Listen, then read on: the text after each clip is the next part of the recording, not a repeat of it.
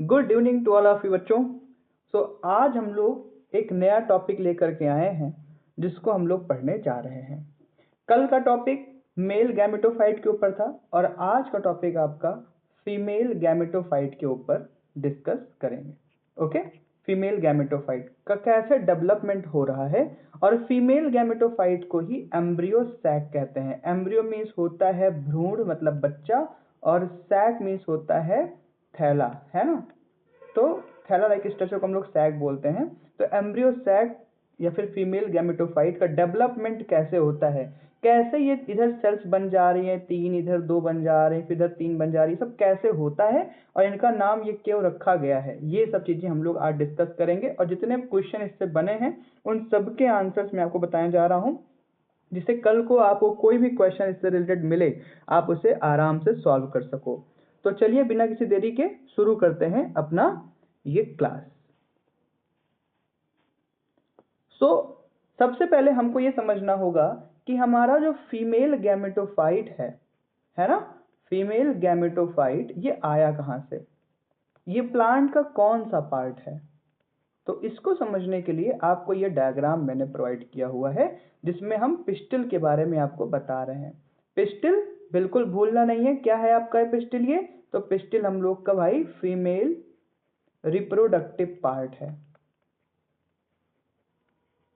है ना, reproductive part of flower, flower का ये रिप्रोडक्टिव पार्ट है, फीमेल रिप्रोडक्टिव पार्ट। इसमें कौन कौन आता है, स्टिग्मा आता है, स्टाइल आता है और ओवरी आता है, ठीक है। और ओवरी के अंदर होता है ओव्यूल, ठीक है ना, जिसको बोलते हैं एम्ब्रियो सैक। और वो कैसे बनता है वही हम लोग देखने चल रहे हैं। तो ओव्यूल कहाँ पे होता है, तो ओव्यूल पिस्टिल के अंदर होता है, जैसा कि आपको यहाँ पे दिख रहा होगा। ये आपका स्टिग्मा हो गया, ये स्टाइल हो गया और ये पूरा जो बल्जेस एरिया है उभरा हुआ ये ओवरी हो गया और इसके बीच में आपको दिखेगा ओव्यूल, जो ग्रीन ग्रीन कलर के दिख रहा है ना वो ओव्यूल है, ठीक है। तो ये हम लोगों ने देखा सबसे पहले कि आखिर हमारा जो फीमेल गैमेटोफाइट है वो कहाँ पाया जाता है फ्लावर के अंदर। तो सभी लोग को लोकेशन पर चल गई, वो यहाँ पे जो ग्रीन ग्रीन एरिया दिख रहा है इस एरिया में ही फीमेल गैमेटोफाइट पाया जाता है, ठीक है। इतने में किसी को कोई प्रॉब्लम नहीं होगी आई थिंक। अब हम लोग आगे देखते हैं। यहाँ पे देखिए फीमेल गैमेटोफाइट में जो स्टिग्मा होता है वो क्या काम करता है ये भी जान लेते हैं, भाई पेपर में आता है what is the role of stigma. तो स्टिग्मा जो होता है, स्टिग्मा वो क्या काम करता है भाई, वो बस एक प्लेटफॉर्म है, एक प्लेटफॉर्म है, किसके लिए, प्लेटफॉर्म फॉर फॉर बताया था आपको, याद करिए पिछले क्लास में, platform for pollen grain. Pollen grain जो है वो अगर उड़ के आ रहा है तो कहाँ बैठेगा, ये स्टिग्मा के ऊपर जाकर के बैठता है। पॉलन ग्रेन याद है जो ऐसे स्ट्रक्चर था, एक्साइन इंटाइन, है ना, एक्साइन लेयर फिर इंटाइन लेयर, जिसमें 2 सेल थी, जनरेटिव वेजिटेटिव, वहां से पॉलन ट्यूब निकलता था, याद आ रहा है ना। उसी के बारे में हम यहाँ पे डिस्कस करने चल रहे हैं, मतलब कि स्टिग्मा उसके बारे में बता रहे हैं। स्टिग्मा के बाद एक लेयर आती है पतली सी, देखिए जो आपको यहाँ पे दिख रही है, ये जो लेयर है ये भी कह दीजिए कि ये कनेक्टिव लिंक है स्टिग्मा को जो ओवरी से जोड़ रहा है। स्टिग्मा को जो किससे जोड़ रहा है, ओवरी से जोड़ रहा है, उस लेयर को बोलते हैं स्टाइल। बहुत स्टाइल मारता है ना।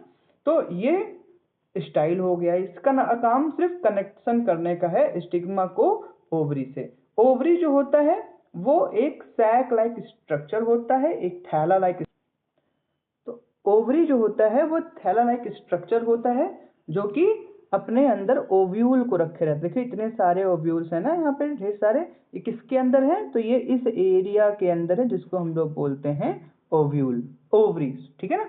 तो ओवरी के अंदर होता है ओव्यूल। तो स्टिग्मा ने क्या काम किया पता चला आपको, स्टाइल क्या करता है, तो ये कनेक्शन करता है स्टिग्मा को भाई किससे, ओवरी से, ये हमने देखा। देन यहाँ पे आपको हम बताते हैं ओवरी के बारे में। तो ओवरी जो होती है, ओवरी वो ओव्यूल को अपने अंदर प्लेस की रहती है, मतलब रखी रहती है, ठीक है ना। इतना आपको समझ में आया। और जो जिस गैप में, जिस एक स्ट्रक्चर से, जिसको कह दो कि जिस जगह पर रखी जाती है ओव्यूल को, उस जगह को बोलते हैं लॉक्यूल। ठीक है ना, लॉक्यूल। भाई जितने लॉक्यूल होंगे उतने ज्यादा ओव्यूल होंगे। तो आप बताओ मुझे यहाँ पे कितने लॉक्यूल हैं? यहाँ पे हैं 6 लॉक्यूल। तो जब 6 लॉक्यूल्स हैं तो 6 ओव्यूल्स भी यहाँ पे होंगे। या फिर इसी को बोल देते हैं, लॉक्यूल को ही एक नाम और दिया गया है और वो है ओवेरियन कैविटी। Ovarian cavity. तो इतना क्लियर हो गया आपको स्टिग्मा के बारे में, स्टाइल के बारे में और ओवरी के बारे में। ठीक है ना, तो ये हो गया हमारा पूरा। अब यहाँ पे कुछ चीजें आपको जानना और जरूरी है, और वो क्या है आइए देखते हैं। इन तीनों को मिला के, स्टिग्मा, स्टाइल, ओवरी को मिला के क्या नाम दिया गया है? पिस्टिल। ये सबको पता है, अभी हम लोग डिस्कस किए थे।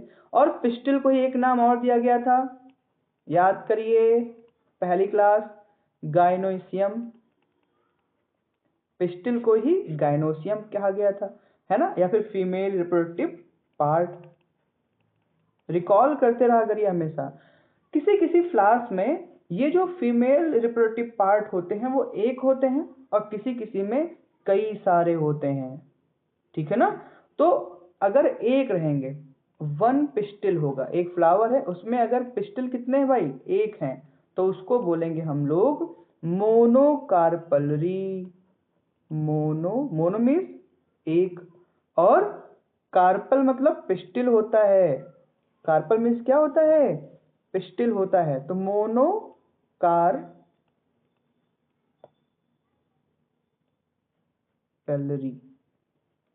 ठीक है ना, PELLARY।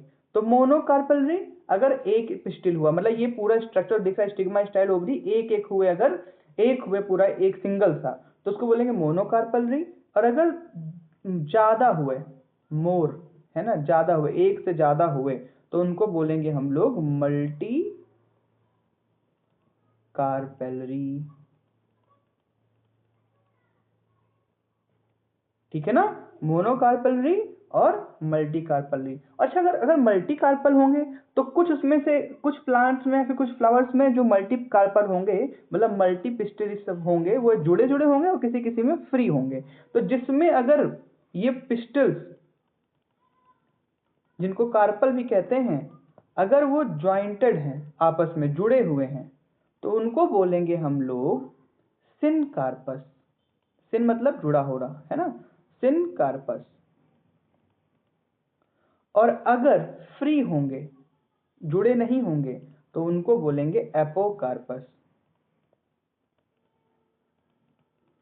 ये सब भैया टर्म है। Bio is all about figure, diagram and terminology. ठीक है ना, तो बायो में टर्म्स बहुत जरूरी होते हैं और फिगर बहुत जरूरी होते हैं। तो अभी आप लोगों ने क्या क्या देखा पिस्टिल के बारे में? तो पिस्टिल जो होता है उसके 3 पार्ट होते हैं, स्टिग्मा, स्टाइल और ओवरी। ओवरी के अंदर होता है ओवेरियन कैविटी, जिसको लॉक्यूल भी कहते हैं। जितने लॉक्यूल होते हैं उसी लॉक्यूल के अंदर ओव्यूल पाया जाता है। ओव्यूल को ही बोलते हैं फीमेल गैमेटोफाइट या फिर एम्ब्रियो सैक।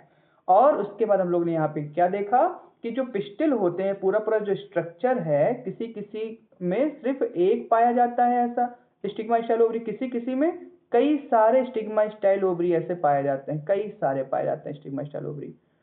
ठीक है ना, और जब कई सारे पाए जाएंगे स्टिग्मा, स्टाइल, ओवरी, तो उनको बोलेंगे हम लोग मल्टी कार्पलरी फ्लावर। और जिसमें एक सिंगल सा पाया जाएगा, जैसे यहाँ पे फिगर बना हुआ है, अगर ऐसा सिंगल सा पाया जाएगा तो बोलेंगे मोनोकार्पलरी फ्लावर। और अगर मल्टी कार्पलरी हैं और सारे कार्पस आपस में देखो जुड़े हुए हैं, फ्यूज हैं, तो उनको बोलेंगे सिनकार्पस।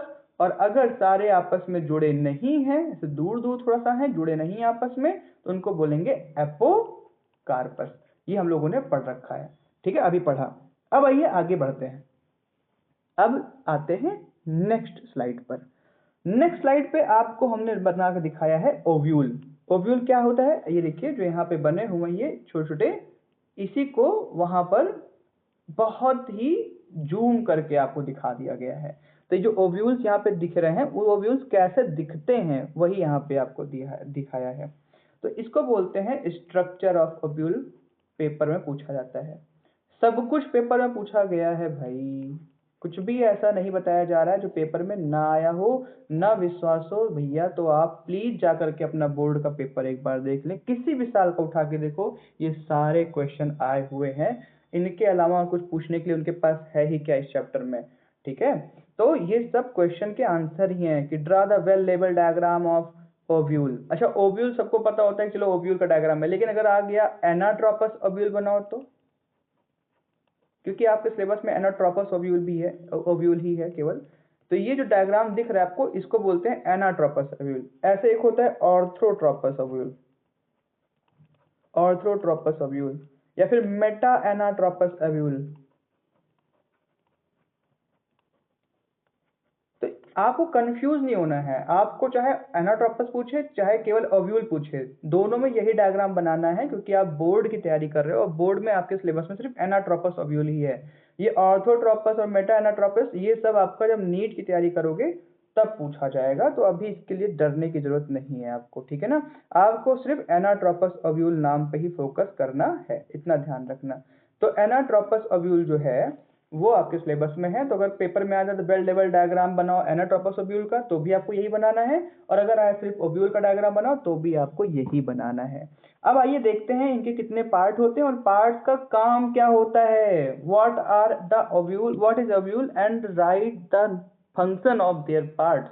तो आइए देखते हैं, क्वेश्चन ऐसे आते हैं। सबसे पहले फ्यूनिकल से शुरू करते हैं। फ्यूनिकल जो होता है वो ओवरी से जिस चीज से, मतलब जिस पाइप से कनेक्टेड होता है, ओवरी से जिस पाइप से ये कनेक्टेड होता है ओव्यूल, उसको बोलते हैं फ्यूनिकल। क्या बोलते हैं उसको, ये जो कनेक्शन है इस पूरे कनेक्शन को बोलते हैं फ्यूनिकल। अरे भैया, जैसे माँ के पेट में बच्चा प्लेसेंटा से कनेक्ट होता है, ऐसे ही फ्यूनिकल जो होता है, फ्यूनिकल के थ्रू ओव्यूल कनेक्टेड होता है ओवरी में, जैसा कि आपको यहाँ पे दिख रहा है।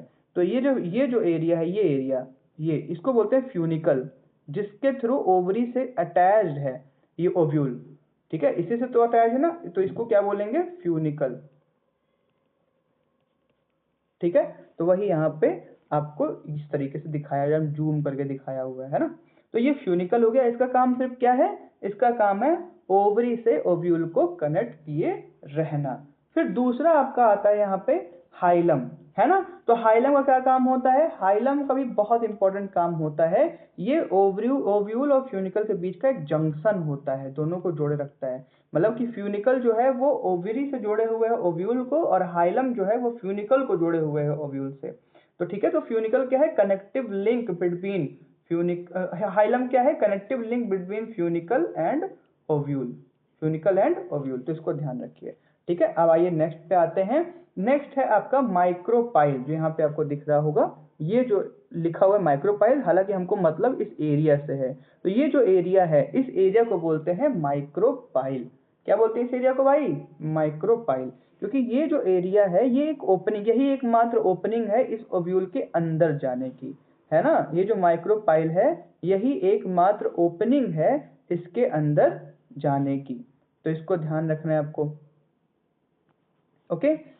तो आइए आगे बढ़ते हैं। फ्यूनिक माइक्रोपाइल समझ में आया। माइक्रोपाइल छोटा सा एक छेद होता है, एक ओपनिंग होती है जो इंटेगुमेंट से होते हुए जाती है। अब आइए इंटेगुमेंट क्या होता है देखते हैं।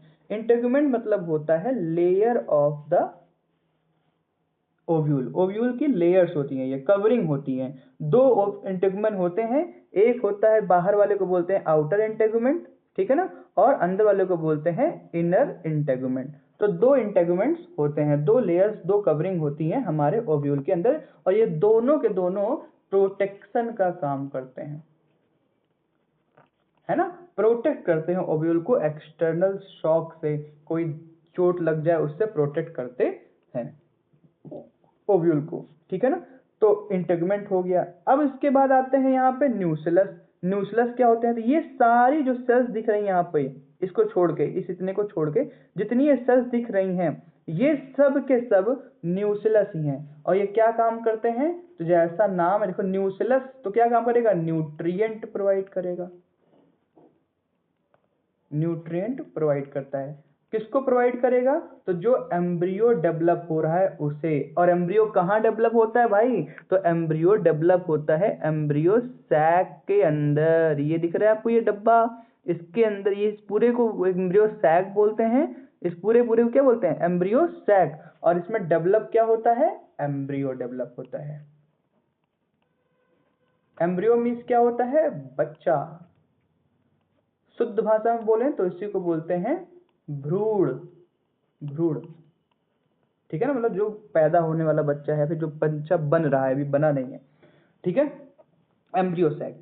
फिर उसके बाद आते हैं इधर न्यूक्लियस हो गया आपका, एम्ब्रियो सैक हो गया। एम्ब्रियो सैक का ही दूसरा नाम भी देख लेते हैं। तो एम्ब्रियो सैक का ही दूसरा नाम है फीमेल गैमेटोफाइट। हम लोग इसको डिस्कस कर चुके हैं ना, इसका नाम फीमेल गैमेटोफाइट। हमने बताया था पहले आपको, गैमेटोफाइट मीन्स गैमेट को रखने वाला। तो ये फीमेल गैमेट को रखता है अपने अंदर, मतलब एग सेल को, इसीलिए इसको फीमेल गैमेटोफाइट कहते हैं। देखो यहाँ पे आपको एग सेल दिख भी रहा होगा, है ना, ये देखो एग सेल यहाँ पे दिख रहा है ना। आइए इसी को हम लोग अब ध्यान से देखेंगे, मतलब प्रॉपर तरीके से, ठीक है ना, प्रॉपर तरीके से। अब माइक्रोपाइल पोल के जस्ट अपोजिट जो एक एरिया होता है उसको बोलते हैं चैलेजल पोल। इतना सा जानकारी आपको रखना बहुत जरूरी था। किसके बारे में जानकारी थी ये, तो ये जानकारी आपका मेगा स्पोरेंजियम या फिर ओव्यूल कह सकते हैं इसको आप, ठीक है ना। तो ओव्यूल के बारे में जानकारी ये थी। किसके बारे में थी, ओव्यूल के बारे में। ओव्यूल का ही दूसरा नाम क्या है, मेगा स्पोरेंजियम, मेगा स्पोरेंजियम। ये पूरा पूरा जो आपको स्ट्रक्चर दिख रहा है ये है मेगा स्पोरेंजियम, ठीक है। और इसी का दूसरा पूरा नाम क्या है ओव्यूल का, एनाट्रोपस ओव्यूल। तो एनाट्रोपस ओव्यूल क्या कहलाता है, मेगा स्पोरेंजियम, मेगा स्पोर को रखने वाला। क्या होता है मेगा स्पोर, और ये एम्ब्रियो सैक कैसे बना इसके अंदर, ये एम्ब्रियो सैक कैसे बना, ये सब हम लोग अब देखने चल रहे हैं। ओव्यूल कैसे बना देख लिया, दिखाता हूँ फिर से। देखो ऐसे सेल था, है ना, ये पूरा स्टिग्मा स्टाइल ओवरी थी, ओवरी के अंदर लोक्यूल था, लोक्यूल के अंदर एक स्ट्रक्चर का फॉर्मेशन होता है जिसको बोलते हैं ओव्यूल। ये हम लोगों ने देखा था, जो फ्यूनिकल से अटैच होता है ओवरी से, है ना। तो अब हमने ओव्यूल का स्ट्रक्चर देख लिया और उसके उसके पार्ट्स देख लिए हम लोगों ने, है ना, जो इंपॉर्टेंट पार्ट जो आपके पेपर में पूछे जाते हैं वो सब हम लोगों ने देख रखा। अब हम लोग को ये देखना है कि ओव्यूल के अंदर ये एम्ब्रियो सैक कैसे बना, कैसे बना एम्ब्रियो सैक, उसी को हम लोग अब देखने चल रहे हैं। क्योंकि इसी एम्ब्रियो सैक को बोलते हैं फीमेल गैमेटोफाइट, फीमेल गैमेटोफाइट। और आज का हम लोग का टॉपिक भी यही है, डेवलपमेंट ऑफ फीमेल गैमेटोफाइट। तो कैसे ये फीमेल गैमेटोफाइट इस ओव्यूल के अंदर आया, इसी को हम लोग डिस्कस करने चल रहे हैं। तो चलिए लेट्स मूव ऑन। ये यहाँ पे देखिए बहुत अच्छा सा डायग्राम है आपको समझाने के लिए। ये पूरा एक फ्लावर था, ठीक है ना। होमवर्क आपके लिए ये है कि आप मुझे बताओगे कि ये कैसा फ्लावर है, मतलब यूनिसेक्सुअल है या फिर बाइसेक्सुअल है, ये आप बताओगे मुझे, ठीक है ना। अपना देख कर, क्योंकि हमने आपको पढ़ा रखा है तो इसको आप बताओगे मुझे कि कैसा है, यूनिसेक्सुअल है बाइसेक्सुअल है। खैर यहाँ पे हम लोग आते हैं, इस पूरे स्ट्रक्चर को क्या नाम दिया गया था भाई, इसमें क्या क्या दिख रहा है आपको, इधर दिख रही है स्टिग्मा, और ये इतना एरिया स्टाइल, और ये बल्जिंग एरिया ओवरी। ओवरी के अंदर यहाँ पे आपको दिख रहा है एक ओव्यूल, और ओव्यूल के अंदर आपको एक सेल दिख रही है। बहुत सिंपल सा तरीका समझाने का, बहुत अच्छा समझाया है यहाँ पे।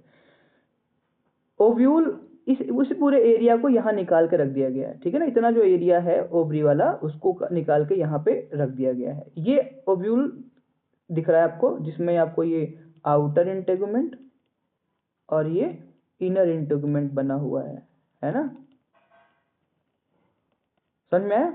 और उस आउटर और इनर इंटेगुमेंट के अंदर ये जो सेल है वो सेल किसकी है भाई साहब, वो सेल है आपका न्यूक्लियस का सेल। और उन्हीं न्यूक्लियस सेल में एक सेल कोई बड़ा सा हो जाता है, इन्हीं न्यूक्लियस सारे सेल्स में एक सेल कोई क्या हो जाता है, काफी बड़ा हो जाता है, जिसको हम लोग बोलते हैं मेगा स्पोर मदर सेल। क्या नाम है भाई साहब, मेगा स्पोर मदर सेल। ठीक है। और अब ये मेगा स्पोर मदर सेल करती है मियोसिस, है ना, मियोसिस करती है और बनाती है 4 सेल्स। कितने सेल्स बनाए भाई? 4 सेल्स बनाए। और उसमें से 3 सेल जो होते हैं वो डीजनरेट हो जाते हैं, है ना, वो डीजनरेट हो जाते हैं। सिर्फ एक सेल, 1 सेल, वही जो है आगे डेवलप होता है। और इसी 1 सेल का नाम क्या है भाई? Mega spore. क्या नाम है इसका? मेगा स्पोर नाम है। और ये मेगा स्पोर अब बचेगा, बाकी 3 सेल डीजनरेट मतलब खत्म हो जाती हैं। एक सेल थी, एक से 4 सेल बनी, 4 में से 3 सेल क्या हो गई? खत्म हो गई। सिर्फ एक सिंगल सेल मेगा स्पोर वही बच के आता है।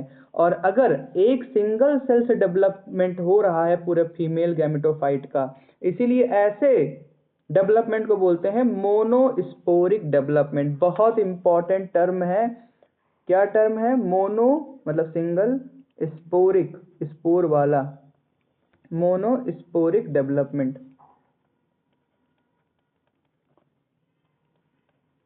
तो फ्लावर्स में फीमेल गैमेटोफाइट जो होता है उसका डेवलपमेंट कैसे होता है?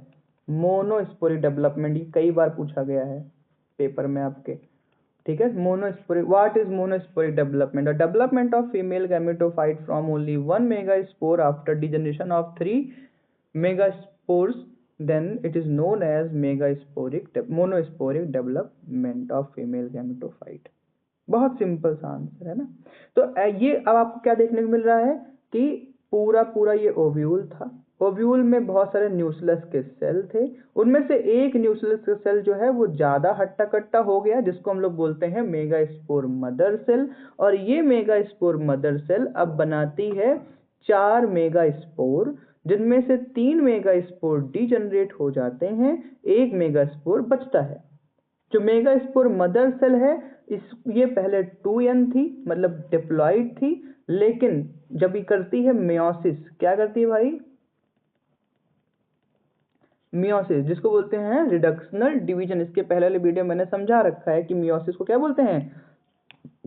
Reductional division. और माइटोसिस को बोलते हैं इक्वेशनल डिवीजन। तो यहाँ पे 2n से ये n में बदल जाते हैं सेल्स, है ना। 2n से किस में बदल जाते हैं? n में बदल जाते हैं। मतलब कि अब ये आपका जो मेगा स्पोर है ये हैप्लॉइड हो गया है। और अब ये मेगा स्पोर करेगा माइटोसिस, इक्वेशनल डिवीजन, और एक से बनाएगा 2 सेल। और जैसे 2 सेल बनाएगा, दोनों सेल अपने अलग अलग छोर पे चले जाएंगे और फिर वहां पे जाकर के अपना डिवीजन करेंगे। तो 1 से 2 इधर, फिर 2 से इधर 4 सेल बनता है। जब 4 सेल बन जाते हैं तो इनमें से यहां से 1 सेल आता है और 1 सेल नीचे से आता है, दोनों ऊपर आकर के बीच में बैठ जाते हैं। मतलब 4 ऊपर से 4 नीचे थे तो 3 रह जाते हैं दोनों जगह पे, लेकिन एक सेल बीच में आता है, जिनको बोलते हैं पोलर न्यूक्लियाई, ठीक है। इन तीनों को बोलते हैं एंटीपोडल सेल, और इन तीनों को बोलते हैं एग एपरेटस, एग एपरेटस। और बीच वाले को बोलते हैं पोलर न्यूक्लियाई। अब इन्हीं को हम लोग पूरा डिटेल में डिस्कस करने जा रहे हैं। हमारा फीमेल गैमेटोफाइट बन गया, क्योंकि यही तो है ना, ये पूरा स्ट्रक्चर क्या कहलाता है? फीमेल गैमेटोफाइट कहलाता है। और ये कैसे दिखता है हमने दिखाया, कैसे बनता है ये हमने आपको बताया। अब आइए इसको हम लोग जूम करके देखते हैं फीमेल गैमेटोफाइट को, ठीक है। समय आ गया है देखने का। तो यहाँ पे देखिए, जैसा कि ये पूरा एक पूरा सेल था, पहले एक पूरा ये मतलब कि बताना चाह रहे हैं आपको यहाँ पे कि ये पूरा न्यूक्लियस था, जिसमें पहले एक single megaspore mother cell बनी, फिर वो डिवाइड होकर के 2 सेल में डिवाइड किया, दोनों सेल अपने अपने अलग अलग पोल पे चले गए, और फिर एक इन दोनों सेल ने डिवाइड किया, ठीक है। तो 2 सेल बनाया, इसने डिवाइड किया 2 सेल बनाया, फिर ये दोनों डिवाइड किया 2 सेल बनाया, और इसने डिवाइड किया 2 सेल बनाया, 4 सेल इधर हो गया, और ये भी डिवाइड करके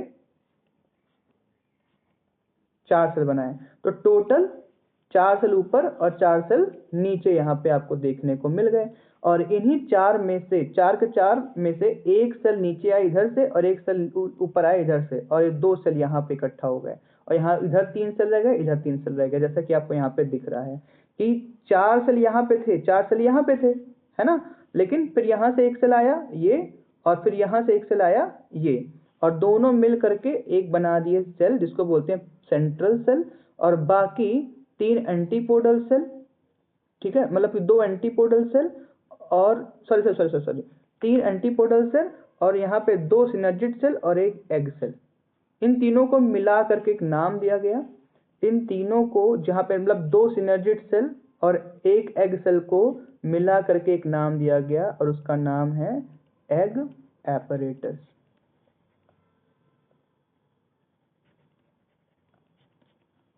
फिर इसी चीज को उल्टा कर दिया, मतलब इसको अब इधर रख दिया गया है, इसको इधर रख दिया गया है, तो ये यही सेम ही डायग्राम है लेकिन इसको रिवर्स कर दिया गया है, फ्लिप कर दिया गया है, ठीक है। सेंटर वाला जो है वो आपका सेंटर पे ही है, लेकिन ये एंटीपोडल सेल देखो यहाँ चलेजल एंड के पास में है, 3 एंटीपोडल सेल और ये 2 सिनर्जिड सेल और एक एग सेल इधर आ गए हैं, ठीक है। तो इसको ध्यान रखिए, कंफ्यूज मत होइएगा। और इसी सिनर्जिड सेल के पास में एक फिंगर लाइक ऐसे प्रोजेक्शन आपको देखने को मिलता है, देखो यहाँ पे फिंगर लाइक प्रोजेक्शन, जिसको बोलते हैं हम लोग फिलीफॉर्म एपरेटस। क्या काम है इनका फिलीफॉर्म एपरेटस का? तो फिलीफॉर्म एपरेटस जो होता है, पॉलन ट्यूब जब ऊपर से आती है तो उसको गाइड करते हैं, हाँ हाँ भैया आगे से बाएं ऐसे मुड़ना, हाँ सीधे आना, ऐसे पॉलन ट्यूब को गाइड करता है कौन? Filiform apparatus.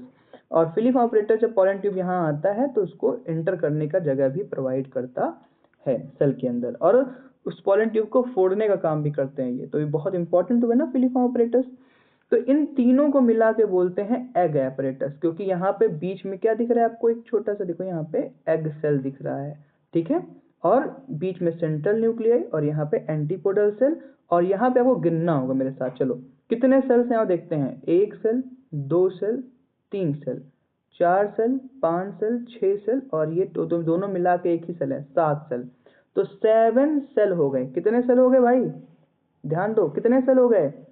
7 सेल्ड। और न्यूक्लियस कितने हो गए?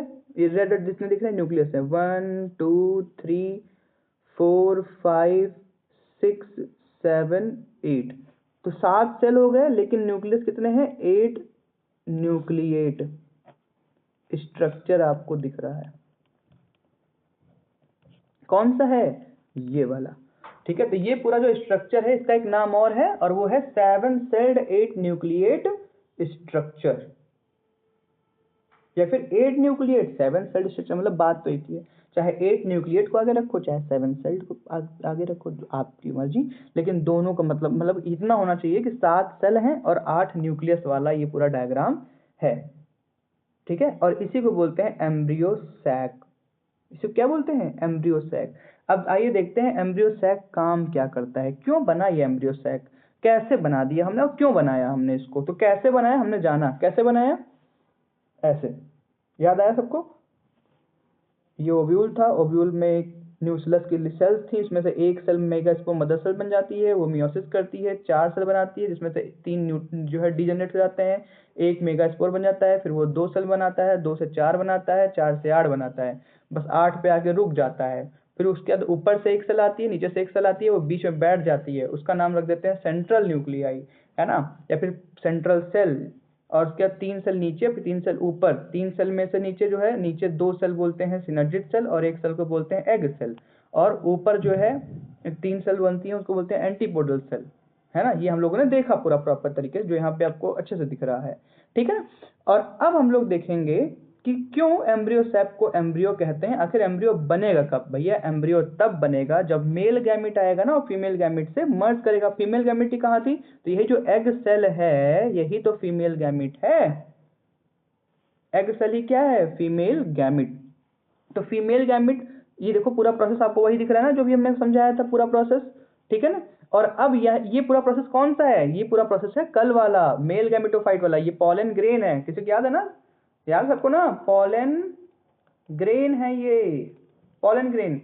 वो भी तो ऐसे बनता था, पॉलन के मेगा स्पोर टेट्राड, फिर उसके बाद देखो generative cell, vegetative cell, generative cell, फिर वेजिटेटिव सेल ऐसे रह जाती है, फिर जनरेटिव सेल 2 मेल गैमेट बनाती है, और फिर पॉलन जर्मिनेशन होता है, और फिर पॉलन ट्यूब के थ्रू मेल गैमेट आते हैं और ऐसे फ्यूज करते हैं फीमेल गैमेट को। और जब फीमेल गैमेट को फ्यूज करेगा तो फिर एम्ब्रियो का फॉर्मेशन होगा।